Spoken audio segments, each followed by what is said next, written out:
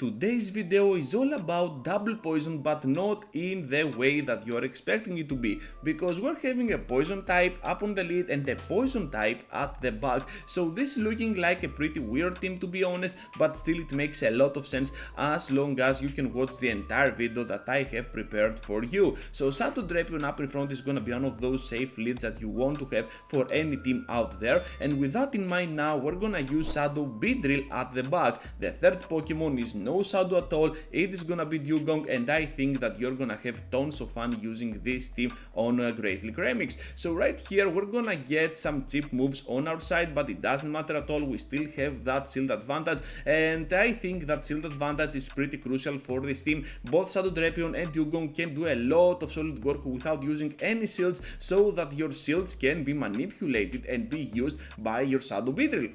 So over here now we're just gonna keep going with that poison jab being resisted by the ghost typing, but we don't care at all, because look at the damage output that Beedrill is having. I have a feeling though that they're gonna reach to their next charge attack, so I have to throw a next scissor at this point, sacrificing a little bit of energy, but at the back they have a Skuntank, so all I have to do here is to go for back-to-back moves and absolutely finish them off with style. Look at how easy it is for the Beedrill to land that big nuke on that Skuntank, and of course Vigoroth will follow the same fate since we resist those counters by a lot.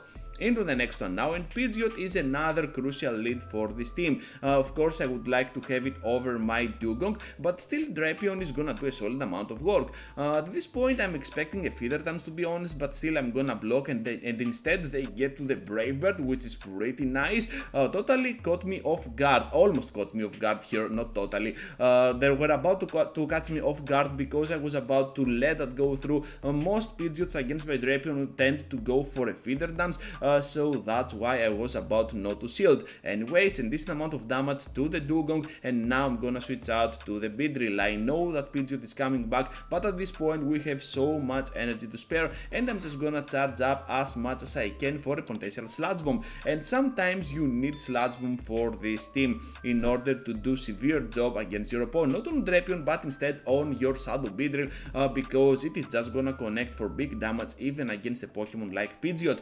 So right here Drill Run is gonna do a lot of work up against the Sandslash, not gonna block anything, gonna let them go through, and it ends up being just a bait with that Ice Punch. So that was their only play here if I was gonna block this move, but to be honest Drapion is just gonna dominate the matchup anyway, so I was about to keep that shield for the end game and my Shadow Drapion. Even with Feather Dance at this point, we can still reach to the ground to deliver the finishing blow on the flyer. Let's go trainers, and that's gonna be a solid victory for our team. Into the next one now with a Marstorm up on the lead. So speaking of weird leads, here is one that Drapion is afraid of. We cannot even tank one Mud Bomb because this is from one Shadow to another, and you can see that we can already do a lot of solid work with those crunches, and that's why I like Shadow Drapion up in front. Even against its counters, it has a lot of play. Gonna charge up to an Aqua Tail and then switch out to my Dugong. So we're met up with a Koffagrigus here, and I'm just gonna keep going with my Pokemon. I know I can survive one Shadow Ball with this and still deliver the lethal blow with Icy Wind. The reason I did not throw immediately right after I got hit by the Shadow Ball was because I wanted to debuff my opponent, and then they are gonna do less damage, and of course if I do it much earlier they're gonna farm up some extra, and I do not want that at all. I hope that makes sense to you, because this is a crucial strategy that you need to follow when using a Pokemon like Dugong. So able to reach now to my Aqua Tail to finish off Marstorm, and now at the back they have Talonflame. So the battle is not over yet, but definitely it's not favoring my side for sure. They're gonna press their move immediately. I was about to go ahead and throw my Aqua Tail, but instead I have a feeling that I have to sacrifice here my Beedrill, but as it seems it is at no cost at all for them to farm it down, so they're just gonna do it eventually, since they have that shield up and alive, so even Aqua Tail could not be enough to finish them off. Anyways, another weird lead, another day at Go Battle League. We're having now the Blastoise on the switch, and you know what, after I land this crunch I can easily go in there with my Dugong. I know that the Skull Bash is imminent, I'm just gonna take it. I was trying to catch a Hydro Cannon, but that did not work at all, but still I can reach to my Drill Run. I know know that Pidgeot is coming back at some point, but not against my Dugong for sure.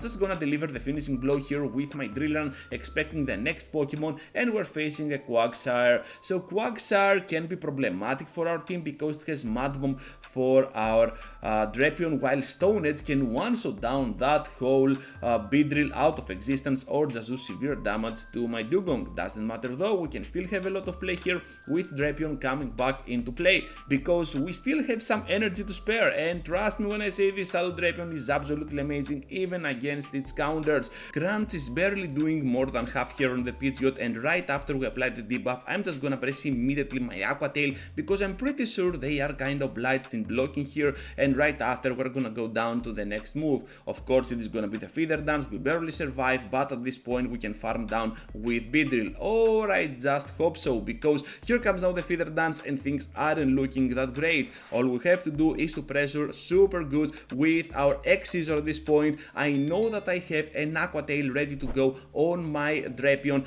just in case something goes horribly wrong. Hopefully though we can still reach to the X-Scissor even with the debuff, putting that Quagsire in a critical position, and at this point the Aqua Tail will just deliver the finishing blow in a very close battle against this trainer. Into the next one now with Haxorus up on the lead, not looking that great, I admit it, but we have to stay in. Gonna reach now to the Crunch as soon as possible, and they have another counter user at the back on the face of a Escavalier.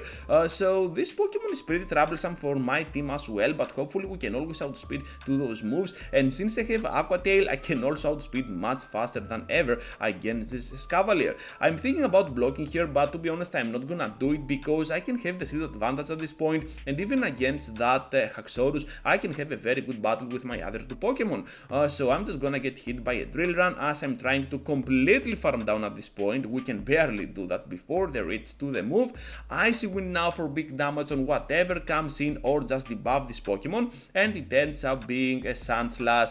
So they definitely absorbed my moves here. I was expecting the Haxorus to return, but they played it super smart at this point, able to absorb my Icy Wind on the Ice type Pokemon, clearing the debuff on the Haxorus, but hopefully here we can have the upper hand with our Beedrill. All I want to do is to completely farm down this Pokemon, and right after, if I can bait correctly, perhaps I can have the upper hand up against the Sandslash. However, I'm not gonna go for the bait, straight for the Drill Run, big damage on the Sandslash. To my surprise, they took that pretty easily, and right after we're gonna feint to the next charge attack, which is a bummer because we have just had that Drill Run ready to go. So well played to my opponent, totally outplayed me over there.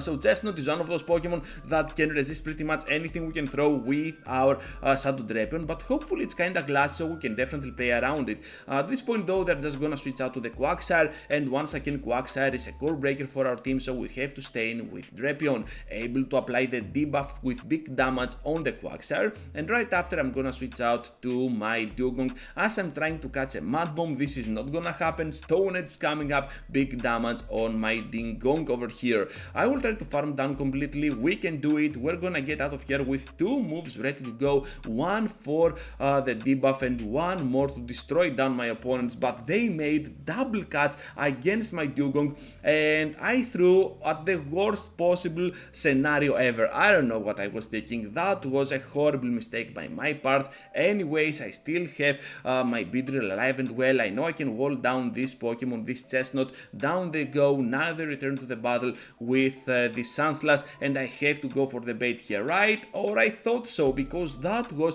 a severe mistake. I'm gonna get now two more X-Scissors that will put them in an even more difficult position, but still they can survive. I totally threw this match over. I could easily go with a Drill Run and still win them down, but as it seems they have now so much energy on the Sandslash, and they're gonna get this victory with a Drill Run.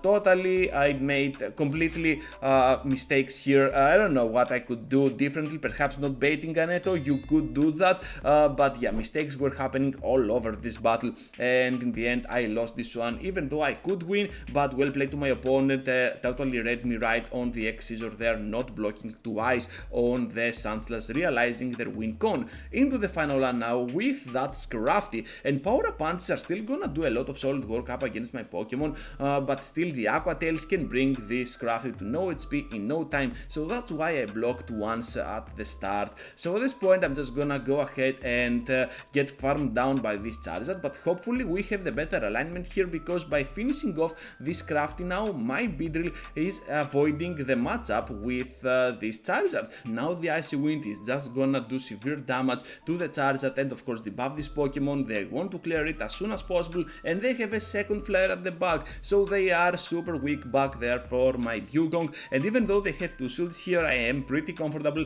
by getting one shot down by this Close Combat, because right after we can easily farm down with the poison jabs and one more farm down against the Charizard to secure the victory to end this video. So that is gonna be all for today, trainers. Just be sure to leave a huge like as usual to my content, and of course if you want to support even more, subscribe and follow my stuff over here on YouTube. With that said, I have 2 videos for you to check out, so feel free to do so, and I will see you all into the next one.